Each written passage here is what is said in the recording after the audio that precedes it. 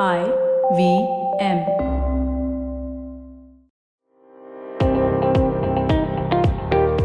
Welcome to All Things Policy, a daily podcast by the Takshashila Institution.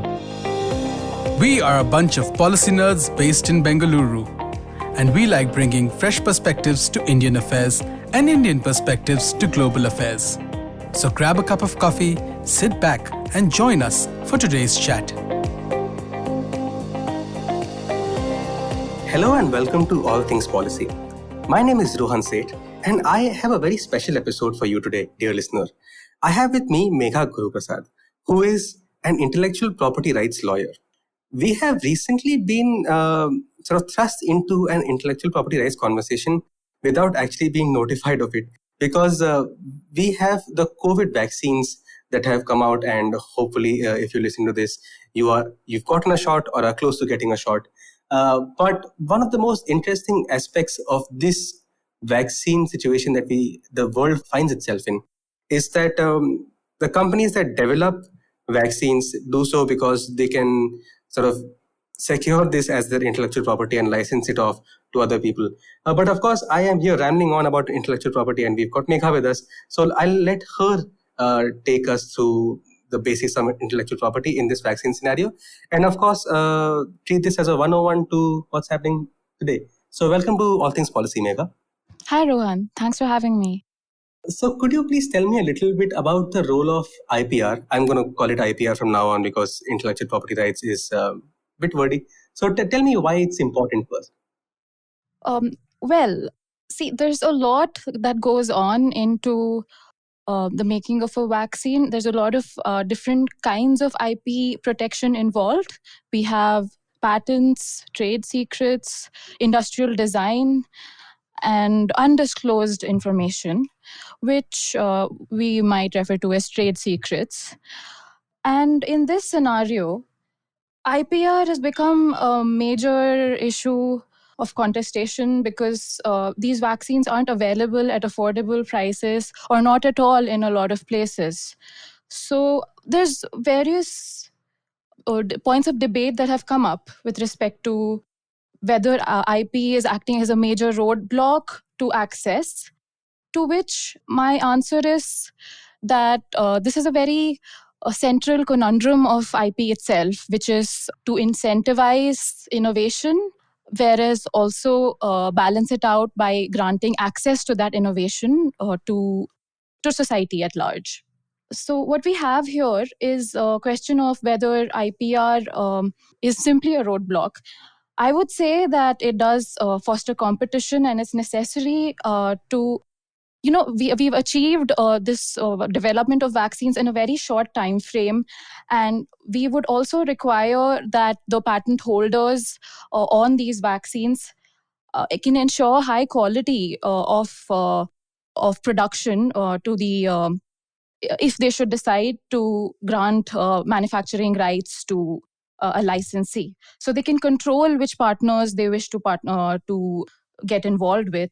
And then there's also the question of disclosure, right? So the very crux of patents is that it enforces, or rather it makes it necessary for the patent holder to disclose all of the information that he has regarding a certain invention, without which we wouldn't have a free flow of technical information, basically. So yeah, this is, I think this sets the groundwork for what IPR is in this scenario.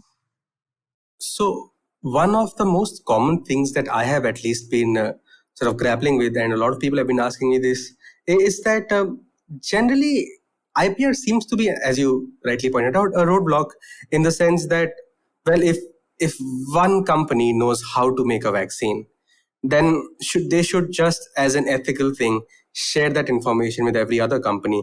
So, for example, if Pfizer came up with this vaccine and if they share information, that would just be a more ethical thing to do for all humanity. I get the sentiment of that. On the other hand, I also sort of look at it as like an incentive thing, right? So Pfizer only developed the vaccine in some sense so that it's their vaccine and they can make off the profit off of it, right? So that's sort of, as you mentioned, the conundrum that IPR is facing. And I don't know which side I stand on, because both of these are excellent points. But this brings me to sort of the current affair aspect of it, if you will, which is the TRIPS waiver. Could you tell me a little bit about what the TRIPS IP waiver is?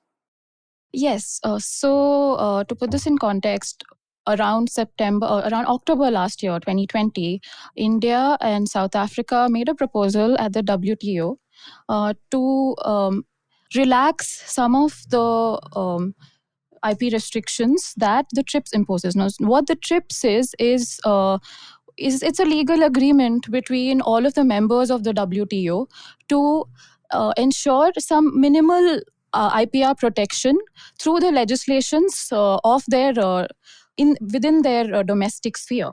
So what has happened is in 95, when TRIPS came into effect, they gave all of the countries some transition period before which they were supposed to implement these legislations.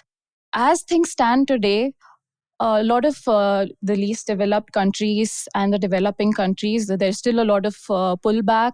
So the TRIPS have all of these restrictions haven't been completely implemented because of their reservations about the access to some very basic public goods like your medicine, which TRIPS was imposing. So this IP waiver, which is being proposed, asks for some particular sections, those related to copyrights, industrial designs, patents, and other undisclosed information, to be relaxed, particularly and specifically only in the context of COVID-19 and all of the health products and technologies which are pertaining to this pandemic. And the proposal also goes that it should only last for a particular time frame, say 3 years from now, which I think they're going to discuss this in some textual negotiations in the next couple of days.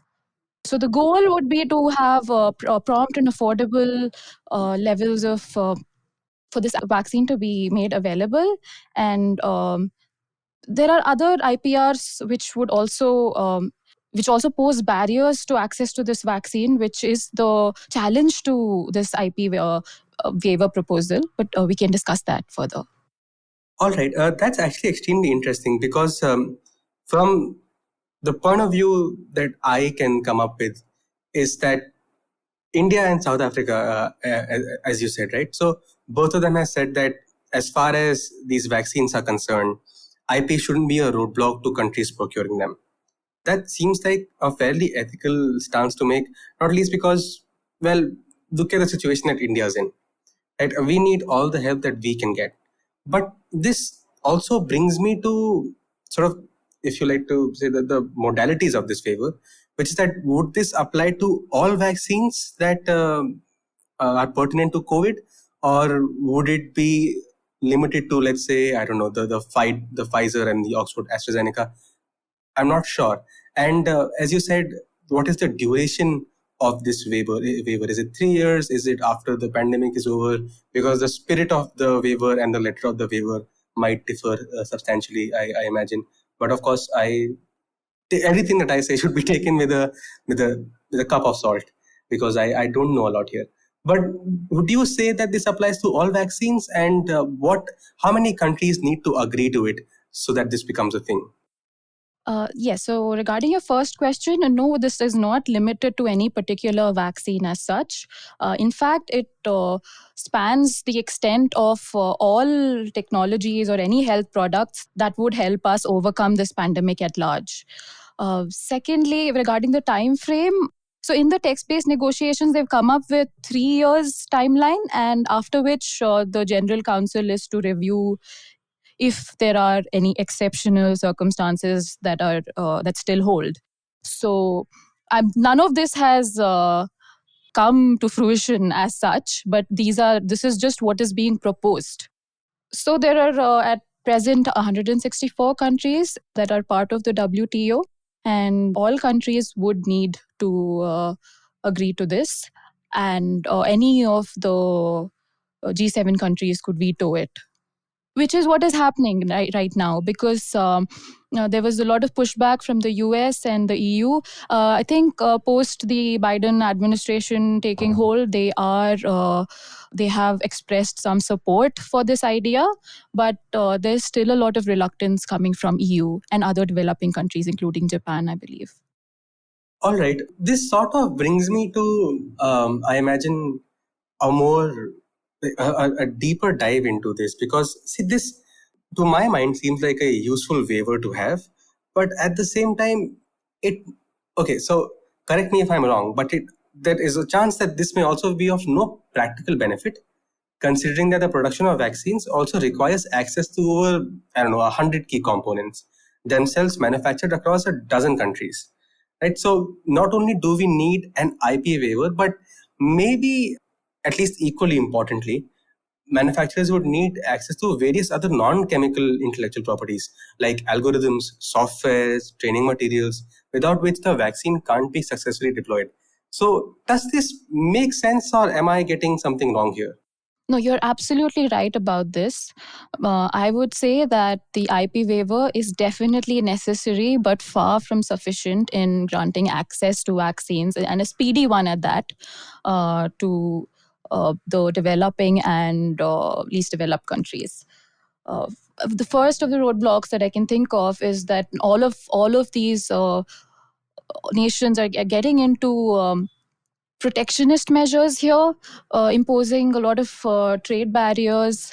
Aside from that, there's also the question of logistical difficulties, where there might be a lot of bottlenecks in supply chains, or simply that there's a scarcity of raw materials.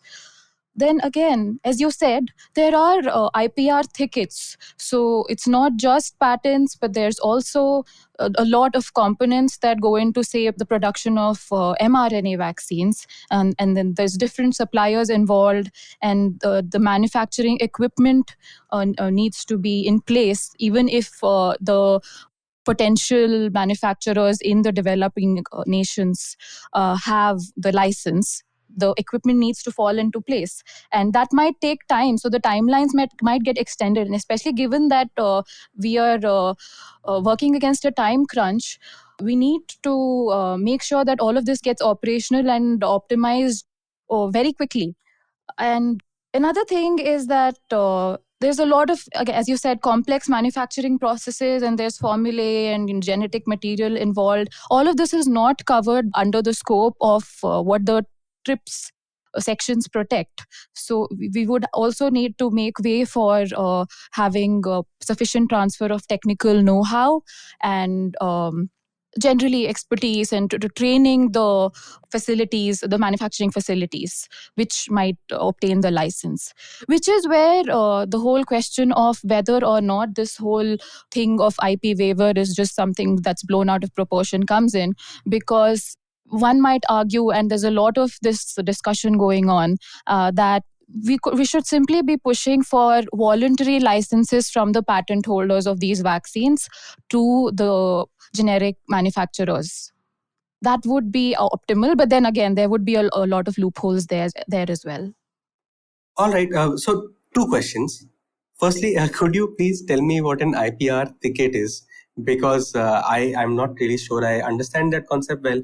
And secondly, from what I can understand, we need a bunch of things to happen, and we need no one country in the G7 to oppose them, right? So keeping that in mind, I imagine that a lot of countries are actually lobbying for this waiver, given how important and urgent it is.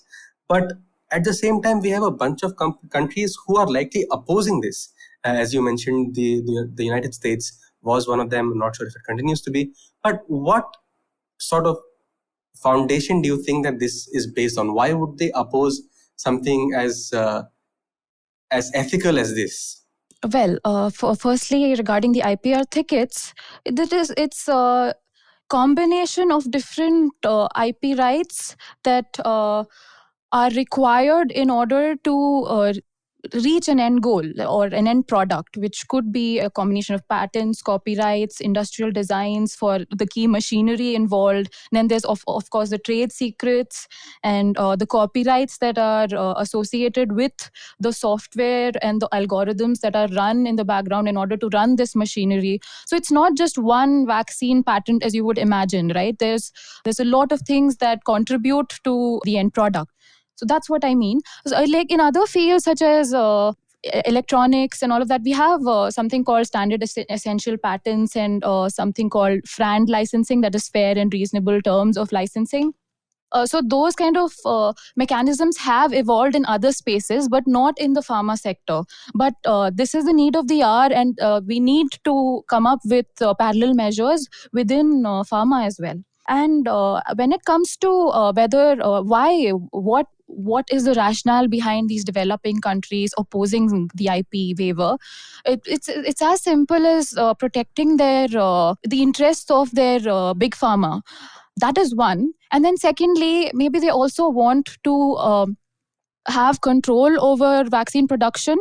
And so basically, so even within TRIPS, there are provisions for developing countries to grant compulsory licenses to their generic manufacturers and completely disregard any patents that patent holders might hold. But that would imply that the big pharma isn't cashing in on any of this anymore. And that was the very incentive, right? So given that it's a global pandemic, it's an opportunity to really milk the cow at this point. So having something like an IP waiver completely goes against the grain of that idea. That is, I think, without exaggerating it, one of the darkest incentives that I have at least heard about. Not least because we, of course, are recording this in India, and the situation seems to be under control if you believe the numbers that are being put out. But then again, numbers are not the most reliable things, especially in this context, because we don't know if they're accurate. But this sort of brings me to, I guess, the question to whether or not the Biden administration will change its stance again or do a 360. I'm not exactly sure what factors are at play here, but I think this brings me to alternatives in some sense, which is that, do you think it's possible to have a waiver of sorts? And this is, I think, untrained speculation at best from me, but do you think it's possible to have a waiver of sorts where we don't need the US to be party to it? Or is this just me not understanding how things work? If this waiver does not materialize, we definitely have other means as well. No, it's not ideal, but we have the whole provision for compulsory licenses within TRIPS. And what happened in around 2001 was that the compulsory licensing provisions only catered for domestic production of any patented medicines, but the domestic manufacturers weren't allowed to export them to other countries. So suppose if India has the capacity to manufacture that many more vaccines, they couldn't have sent it across to, say, Ghana. But there was an amendment called Article 31 bis and all of that, which did allow for this to happen, but it came with so many hurdles and regulatory impediments that this has barely ever happened in the last decade or so. There's a lot of red tape and labeling requirements which are hard to comply with, especially given that we would need everything to happen in a speedy manner. Other than that, as I already mentioned, that a lot of the least developed countries aren't really TRIPS compliant yet, so they are not really answerable if they should go against the TRIPS restrictions. But then to say that, there's also the fact that probably these are the countries that don't have the manufacturing capacity in-house, so they would need to contend with some of the other players here.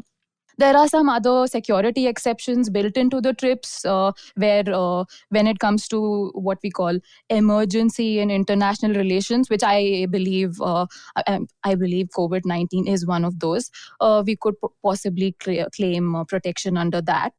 And the most intuitive alternative we could think of is some other initiatives which by organizations like the WTO, they've come up with something called CTAP, which is COVID-19 Technology Access Pool, which has invited these vaccine developers to openly donate per se their intellectual property to the CTAP so that everybody else can benefit from it. So far as I know, no one has donated to CTAP. We also have COVAX, so which is sort of a joint initiative between, again, WHO and the US and some other players here. So these are the alternatives. All right, thank you for that. I think this is a podcast I'll have to actually revisit to better understand and research what you said. But that's a wealth of knowledge that that really I think should put all of this into context. I think I would like to sort of sum this up and then maybe ask you for a closing argument. But I was recently reading Rahul Mathan's column Ex Machina, and of course it is required reading for this particular podcast. But in that he says, as a tech lawyer who has been practicing in the field for over a quarter of a century, he understands better than most the importance of IPR for innovation. Right? And then he adds that yet once in a while, there comes a time when we have to set aside commercial imperatives in the larger interests of all mankind. And that sort of line is pertinent to the pharma industry, specifically in the US and countries that are opposing the waiver. And he says that this is that moment. And I think that sums it up really well. And I think this podcast specifically has told me how sort of incentives can not only bring about the best in people, but also how they can bring about the worst in people. And those are my 2 cents. So do you have any concluding arguments that you would like to make, Megha? Yeah, I would just say that desperate times call for desperate measures. So everything you said right now. All right. Thank you so much for joining us. And thank you, Megha, for this very insightful conversation. Thanks, Rohan. If you liked our show, don't forget to check out other interesting podcasts on the IVM network. You can tune into them on the IVM Podcast app, ivmpodcast.com, or wherever you listen to your podcasts. You can also follow IVM on social media. The handle is @IVM Podcasts on Twitter, Facebook, and Instagram. And hey, if you'd like to dive into Takshashila's research on technology, strategy, and economic affairs, check us out at our Twitter handle @TakshashilaINST or our website takshashila.org.in. I hope you enjoyed that show. If you aren't following us on social media, please do. We're IVM Podcasts on Twitter, Facebook, and Instagram. We'd like to thank the sponsors on the network this week, CIET and Cred. We really appreciate the support. It is what makes this possible. So it was a fun week on Cider Says. We had guests like Dolly Singh, we had Guneet Monga, we had Kamya Jani of Curry Tales, and Cock and Bull, as we always did. Do check it out. I think you'll really, really enjoy that. On Paisa Vaisa, we crossed 300 episodes, and Anupam was joined by Akhil Handa, the digital head of Bank of Baroda. All Things Policy discussed topics like the 100 years of China's Communist Party, the Facebook versus the Government of India case, and the evolution of Indian science. On the Wire Talk, Siddharth Bhatia was joined by Gautam Bhatia to discuss the Central Vista project and why it's attracting so much flack. Sadaf and Archit are back on the Non-Curry podcast, and this time they raise the temperatures as they discuss the beloved spice mirchi. On the Millennial Athlete, this week Tanvi and Shlok speak to Sarita Chauri, a visually impaired judoist. And finally, I want to ask you all to give a listen to the Triangle Offense. Anybody who has heard me talk on a podcast knows I can't shut up about basketball, and these guys know more about it than I do. So if you enjoy basketball, do check this out. Nishant and Monish do an excellent job with this show. I was one of their guests a few months ago, which is how I met them and tried to convince them to come onto the network, and they're finally here. So definitely do check this out. Show's available on all major podcasting platforms, but they also have a daily YouTube episode, which is available on the IVM Podcast channel. And with that, I hope to see you again next week. Do you know Tamil? Tamil puriyuma? Do your children enjoy great stories that inculcate good values? Hi, I am Ravishankar Balachandran and I host the Storytime Tamil podcast. I am excited to share a short story with great moral values every day. Listen to Storytime Tamil on the IVM Podcast app, YouTube, or wherever you get your podcasts from.